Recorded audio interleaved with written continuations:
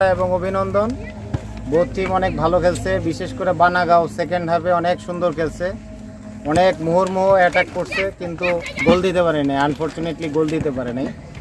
তো বানাগাঁওয়ের কয়েকটা হেড ভালো ছিল, এখান থেকে ক্রস ভালো হয়েছে, তারপরে হেড ভালো হয়েছে, কিন্তু হাউসা গ্রামের যে গোলকিপার অসাধারণ সেভ দিছে, এই জন্য গোলকিপারকে অসংখ্য ধন্যবাদ। তো আমি কয়েকটা কথা বলবো যে কিভাবে খেলবা তোমরা, এই খেলার যে কিছু টেকনিক, এই টেকনিকগুলো ফলো করা উচিত। যেমন বোথ টিমের খেলায় একটা অমার্জনীয় অপরাধ ছিল, সেটা হলো গিয়ে ফাউল থ্রো। প্রত্যেকটা থ্রোই ফাউল থ্রো। তোমরা যখন বড় হবা দেখবা যে এই ফাউল থ্রোগুলা রেফারি সবসময় ফাউল থ্রো দিবে। থ্রো করতে হলে বলটা থ্রো করতে হলে এইভাবে ধরতে হবে, দুই হাত পিছন থেকে আসতে হবে। তোমরা এখান থেকে করতেছো, দুই হাত পিছন থেকে করতে হবে, আর দুইটা পা সবসময় মাটির থেকে উঠতে পারবো না, বুঝছো নি?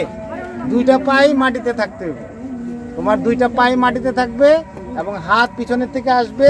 তারপরে এইভাবে না, দুই হাতের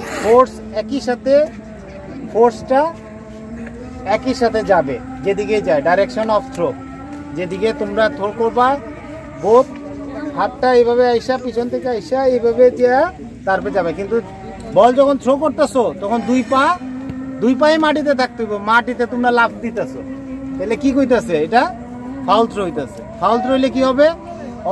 অপরপক্ষ বল পাওয়া যাবে।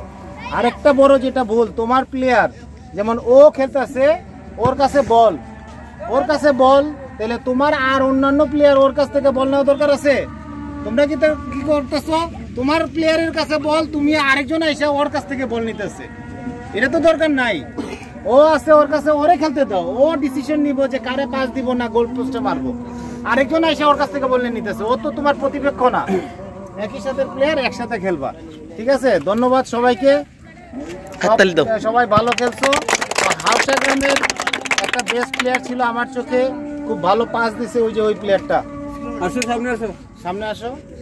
এই প্লেয়ারটা খুব ভালো খেলছে, এই প্লেয়ারটাকে আমার অভিনন্দন ব্যক্তিগত তরফ থেকে, ঠিক আছে? এই প্লেয়ারটা খুব ভালো খেলছে, আর এই প্লেয়ারটা আমি কিছুক্ষণ পরে চকলেট দিয়ে দিব, আমার ব্যক্তিগত চকলেট আছে। এই প্লেয়ারটা অনেক ভালো খেলছে, ঠিক আছে? Thank you.